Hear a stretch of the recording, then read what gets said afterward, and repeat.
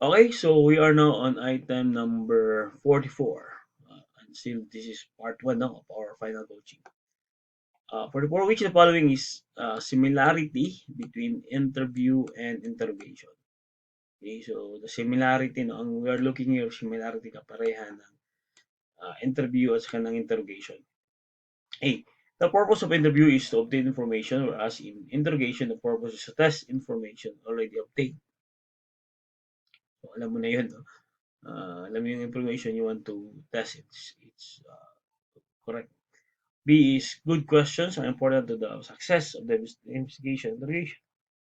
B. Planning is not necessary. D. None of the above. So, of course, we're looking here of similarity. So, from the choices alone, no? Kung titingnan mo lang yung choices, wala naman na kung anong sagot eh. Of course, sagot dito yung letter B. Good questions are important to the success of investigation interrogation. Kasi similarity, dito kasi sa letter A, contradictory to eh. Yung purpose daw ng interview is to obtain information, while the purpose of interrogation is to test the information. So, ano sila, different sila. Okay? Planning is not necessary, so that is not characteristic of interview and interrogation. Planning is very necessary in both cases. Whereby persons taking drugs experience a feeling of euphoria.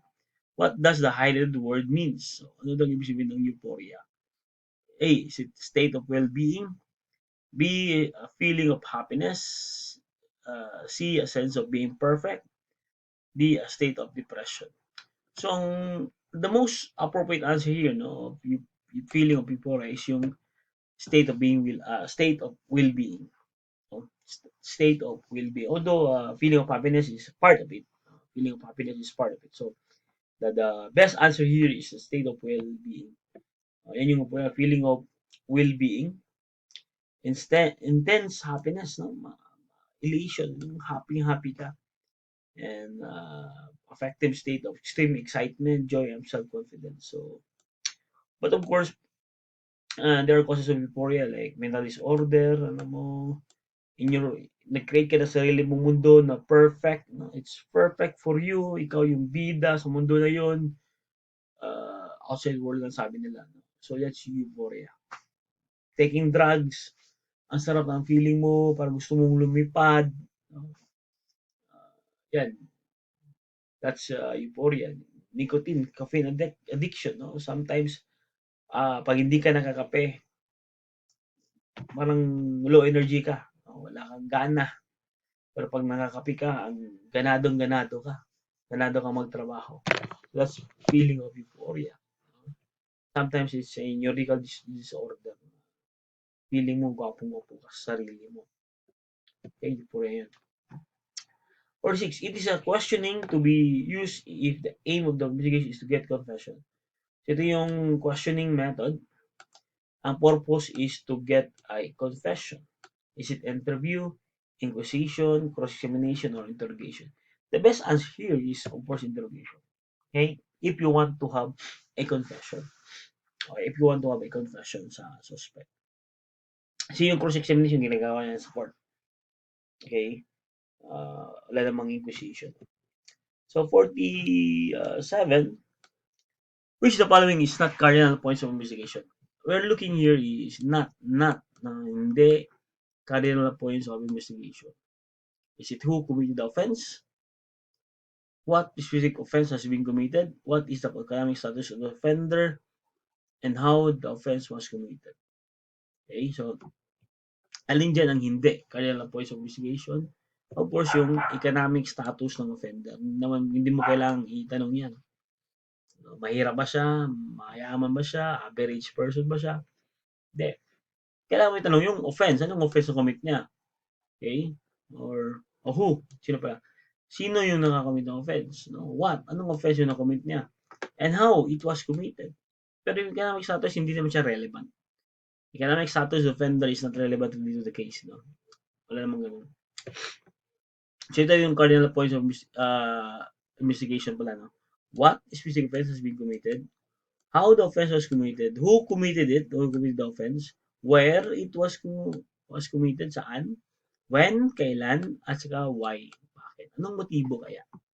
What's the motive of the crime? Okay? That's 6 points of investigation. Actually, it's 5W and 1H lang naman, no? 5W and 1H lang. Cardinal points of investigation. Okay, 48. Interrogating hostile witness. Interrogating a hostile witness. It should be done in a place where interrogator has home field advantage. Parang sa basketball, home court advantage. What does this mean? Anong ibig sabihin ng home field advantage or home court advantage? A. It should be done in the interrogator's home, sa bahay ng interrogator. B. It must be performed on the police headquarters. C. It should be held in the witness home for him or her to be more comfortable. Or D. It needs to be held in the court of law. So, remember, we are still interrogating a hostile witness here. So, anong ibig sabihin ng home field advantage? It must be, of course, it must be performed in the police headquarters. Kasi yung home court advantage yun ng police. Okay? At saka hostile witness siya eh. Hostile witness siya. Yan yung 48. 49. It is a stage of fire where there is presence of smoke and there is 13% oxygen. So, we're looking here of stage of fire. Stage of fire. Tapos, may presence of smoke. May smoke na. Tapos, yung oxygen is 13%. Is it smoldering, incipient stage? B, incipient phase? C, pre-boring stage? Or D, flashover? So, ang tamang sagot dito is smoldering. Okay, smoldering. Kasi, may smoke na eh. At saka, 13% na yung oxygen na yan. Yan. Ito yung stages of fire. Incipient stage, smoldering stage, at saka flaming stage. So, yung incipient yung pag-start ng apoy. It's a region where preheating, distillation, slow pyrolysis are progress. So, yun yung pagsimula ng apoy. Then, ito namang smoldering is a region of fully developed pyrolysis. Okay? Fully developed yung pyrolysis that begins with ignition or influence initial stage of combustion. Then, flaming stage, a region of rapid reaction. Ito man yung rapid reaction that covers period of initial occurrence all the way to fully developed fire. Okay? Heat transfer from fire occurs predominantly. Then, of course, we have the timeline of fire. You have the ignition, yung start. Then, there will be growth. No? Growth, tataas yun. Okay? Then, of course, there will be flashover. Flashover kasi is the, ano yun, parang growth to development. Lalaki yung apoy. Pero, of course, when development, yung flashover, after kasi ng growth, may flashover, then mag-develop na yung apoy. Magpipik. Okay, magpipik. And you know, fire will just die in its natural death. Eh. Okay? Fire just die in its natural death. Because, wala namang, hindi naman forever yung fire. Okay? After ng ma-reach yung top, pababa na yan. Lalo na kung wala ng fuel, okay? Or kumina yung oxygen supply, o may extinguishment na, no? So, yan. Okay, 50. Refers the first action taken by traffic unit to escape from collision course or otherwise avoid hazard. So, ito yung first action taken. May traffic unit yung si vehicle, to escape collision. So, anong purpose to escape a collision or course or otherwise avoid hazard? Is it perception of hazard? B, enroachment? C, start of evasive action? Or C, disengagement? So, of course, ang tamang sagot dito yung start of evasive action. You try to escape eh. Pag nakita mo na mababangga na ako, you try to evade. You try to swerve. Gusto mong maglipat ng lane or pupunta sa right mo side ng road. Yan. That is evasive action. You try to evade the accident. Yan yung start evasive action. 51. Which of the following is not an objective of traffic management? We're looking here of not, hindi objective ng traffic management. Is it moving the traffic with safety? B, economize transport for goods and services? Prevention of traffic accidents or planning for safe roads? So, ang tanong niya, hindi objective ng traffic management. Of course, hindi objective yan is yung economize transport and goods and services. So, economize, parang money kasi yan eh. Involves money. Hindi naman yun yung ultimate goal ng traffic management eh. Okay? movement of traffic with safety, of course, prevention of traffic accidents, yan. Planning of road safe roads. So, those are part of traffic management. Yung economized transport and goods and services, that is not part. That is not part of the traffic management, objective traffic management. 52. Traffic management agencies' failure in uplifting the driver behavior within the concept of defensive is a result of following.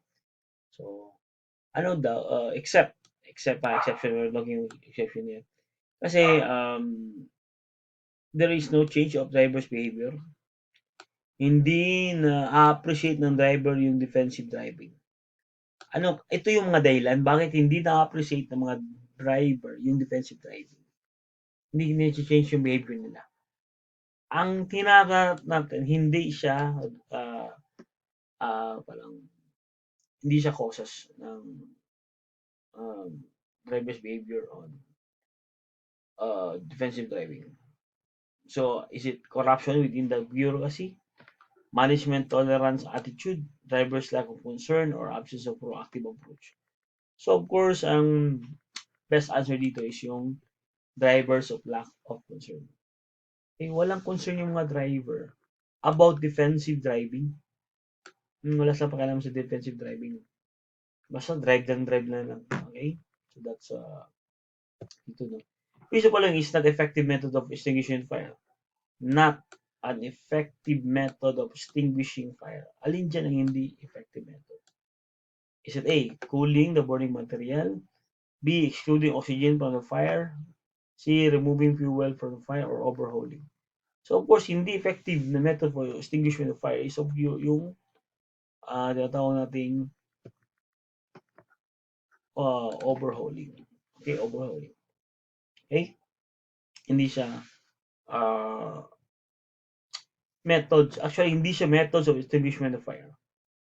Cooling, yan, method yan. Excluding oxygen, starvation, removing of fuel, ito pala, starvation, removing oxygen, may iba tawag na dyan. Yan. Cooling, yan, cooling. Yeah. Removal of oxygen is called smoldering. Smoldering yan. Cooling, pagbigay ng water. Starvation, ito naman yung pag-remove ng fuel. Pag wala ng fuel, wala na.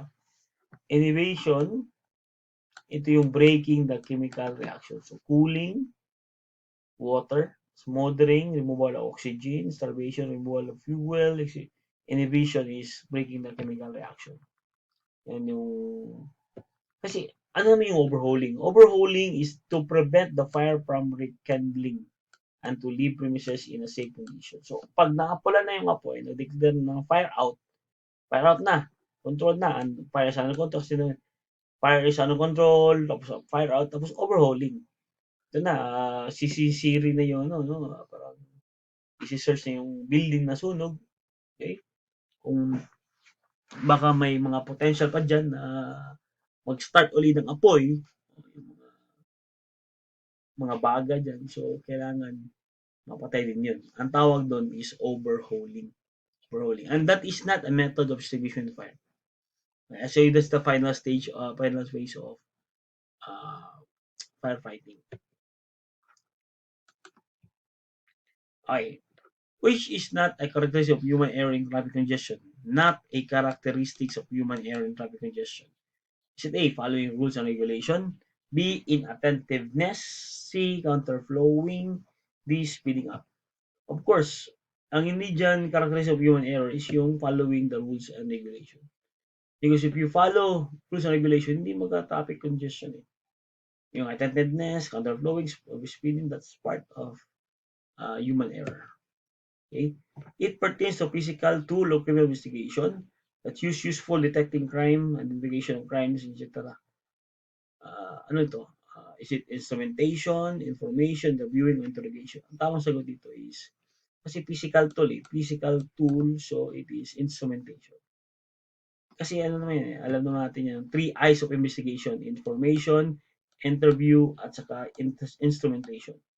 Yung instrumentation, dito na gumagamit ng mga tools, physical sciences, scientific examination of real evidence, application, instrument, and method.